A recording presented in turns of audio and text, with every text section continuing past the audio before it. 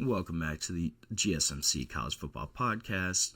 Going to talk a little bit now about USA Today's top 25 coaches list. Kind of what I thought on it. There was a couple interesting ones on here, though, for sure. So, USA Today, there are only 3 head coaches in active college football right now that have won a national championship. You have Kirby Smart, Ryan Day, and Dabo Swinney. So their list had those 3 guys at the top. They had Kirby Smart 1, Ryan Day 2, Dabo Swinney 3, and then it went Steve Sarkisian at 4 out of Texas, James Franklin at 5 out of Penn State, Dan Lanning, Oregon at 6, Marcus Freeman, Notre Dame 7, Kalen DeBoer 8 from Alabama, Lane Kiffin 9, and then Brian Kelly 10. So, and this was a list that was dominated by the Big Ten and the SEC. Big Ten had 8 coaches in the top 25. SEC had 7 coaches in the top 25, as well as 9 of the top 10 coaches on this list were from those 2 conferences. Frankly, I don't know if that's really true. I think that's kind of a little bit of a power 2 bias in terms of how these coaches are. Obviously, normally when coaches progress, move up to better jobs, that's kind of where they're aiming to end up, trying to land is in one of those Big Ten SEC jobs. But I don't know if that necessarily means that they're the best coaches. I think there's some other guys that are really great coaches that maybe just haven't had the opportunities or kind of had the financial support, had the NIL support, institutional support to kind of really put strong teams out on the field. There are a couple other interesting guys that I thought that this list included. So Eli Drinkwitz was at number 24 from Missouri. Kurt Signetti was at 13. Matt Rule was at 18. Lance Leopold from Kansas was at 21. So my thoughts, I think Kurt Signetti, he seems a little high at number 13 for me. Obviously, had a really great year 1 at Indiana. A guy that has won basically at every program he's been at. Won at JMU, won before he got to JMU. Obviously, won in year 1 at Indiana. I just want to see it a little more. I want to see what year 2 looks like for Kurt Signetti. He certainly very well could be a top 15 coach in college football. I'm not discounting his talents right now as a head coach. I just kind of think that he did it in year 1. Could that be a flash in the pan for Indiana? Are they going to drop back down to a 7-8 win team? Or is this the start of a new era for Indiana football? And something that Signetti can keep the momentum going there. That's going to be the big question mark for me. I just want to see it again in year 2, see what this Hoosier team looks like before I'm ready to say that Kurt Signetti is a top 15 coach in college football, potentially even top 10. Do I think he has the talent for that? Yes, certainly. Do I think his pedigree up to this point has kind of given him a spot up there? Yes, I would agree. But I just want to see it again at Indiana, at that Big Ten level. Can he produce another 10-11 win season, keep that momentum going, especially when you think of he brings in Fernando Mendoza from Cal as the quarterback this year, a kid that I really like, a dude that I say is a gamer, just a guy that stats may not look great, but tough, gritty, will win you football games just out of pure effort and energy. I really like him. I think he's an upgrade from Curtis Rourke. Will he be able to help Indiana maintain and keep that momentum that they kind of generated last season? That's going to be the big thing here. And if Kurt Signetti does have another great year, I think he certainly is a top, maybe 10 coach, certainly top 15 though. Another guy I thought was a little overrated, at least for the current landscape, was Matt Rule. So Matt Rule, I am not discrediting him in his previous stops. Obviously, he turned around Temple, complete rebuild there, completely rebuilt Baylor. Will this be the third program that he can completely rebuild? Or, obviously, I think his star kind of lost a little luster from the Carolina fiasco. What happened in the NFL? Has that affected him negatively in terms of standing? I think so. This is a guy that probably, if he never left college football, would be much more highly regarded. I'm just curious, will he actually be the guy to turn around Nebraska?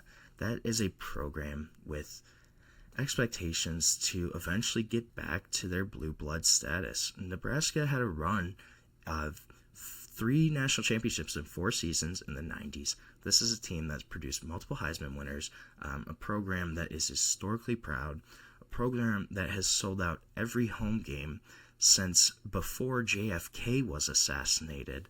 Can he be the guy to actually turn around Nebraska? I think that's going to be an interesting storyline. There is certainly an ability to do that there for Matt Rule. I think Lance Leipold, though, at 21, and Eli Drinkwitz are certainly 2 guys that are being underrated. If you look at what Lance Leipold has done at Kansas, bringing them from a program that won 9 games over 3 or 4 seasons to a team that is a consistent bowl contender at the minimum, that's super impressive. And you look at, obviously, Kansas is going to be a basketball school. That's just how it is. That's how it's always been. It's a basketball, blue blood, and that's number 1 priority there. So you come in to a program that's in a power conference that never really has done anything in terms of football, and you instantly bring them a ton more success than they've had, I don't even know in how long. I think that deserves a bunch of credit, especially coming from a MAC program. Lance Leipold, he was hired from Buffalo. He wasn't hired from another power conference team. He came from the MAC conference and took Kansas from a team that couldn't win anything to a team that's at least a bowl contender every single year. I think that deserves a lot of credit, and I think he's probably a better coach than this list might indicate. On kind of the same note, Eli Drinkwitz at 24, head coach from Missouri. Missouri is a really difficult place to win. You're in the SEC. You're just not on that kind of same level. Football's not as much of a big concern there. You're not in better recruiting grounds.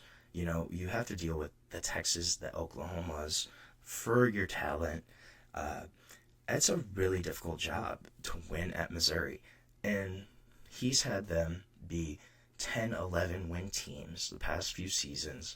He's kept them consistently decent. You know, it'll be like a rebuilding year or 2, but this is a guy that has had Missouri constantly overachieve in terms of how they've produced on the football field. Having 10-11 win seasons there is really difficult to do, and being able to compete consistently year in, year out is super impressive there. And I think Eli Drinkwitz deserves a lot of credit for just that kind of sustained success that we've seen at Missouri in the past 5 years, I would say. And then I also think how Jeff Monken being left off the list completely is incredible. The guy, Army head coach, not even a top 25 head coach, he brings Army into the AAC. In their first year, they win the American Conference. They were consistently ranked in the top 25 the past season. They have overachieved every single year that Jeff Monken has been the head coach pretty much at Army. This is an Army team that has become, a serious contender in the American, a team to look out for, a team that's always hard to play. And you're at a service academy. You're at a place where the recruiting is not going to be, you're not going after 4 or 5 star guys for the most part. You're going to get 2, 3 star guys. You're not going to have kind of maybe those super big offensive linemen probably your athletes, the caliber of athletes, may not be as high as some of these other teams, even in your conference. The fact that Army has been a top 25 team in the past couple years, has consistently competed, been a winning program, that's all a testament to Jeff Monken. And I think the fact that he is not even on this top 25 list is criminal. It really is. This is a guy that could have left for multiple other jobs in the American, probably in the ACC, in the Big 12, could have gone somewhere else, has stayed at West Point, has built them into a team that you have to take seriously. Army is no longer a walkover. He's restored their status as a football program. And the fact that he's done that with the restrictions there is incredible. I think it deserves a place on this list. And I think that he's a guy that is constantly getting overlooked in terms of the national media, in terms of what is happening at West Point. I had my list, if I would redo the top 5, I had Kirby Smart 1, Dabo Swinney 2, Dan Lanning out of Oregon 3, Kalen DeBoer I have as 4, just because I think he's a really great coach. That's a tough place to be at in Tuscaloosa year 1. I still think that he will bounce back from a coaching perspective. And then I had Ryan Day at 5. I'm not the biggest Ryan Day fan personally. I think a lot more has to do with his recruiting and the staff that he puts around him.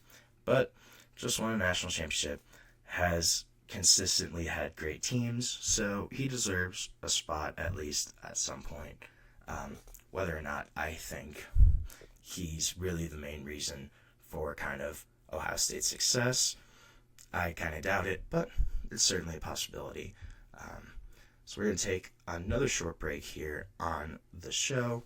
When we come back, we're going to talk about Scott Frost going back to UCF and kind of what that means for both him and the program. Will they be able to go back to that 2017 season? We'll see. But we will be back on the GSMC College Football Podcast.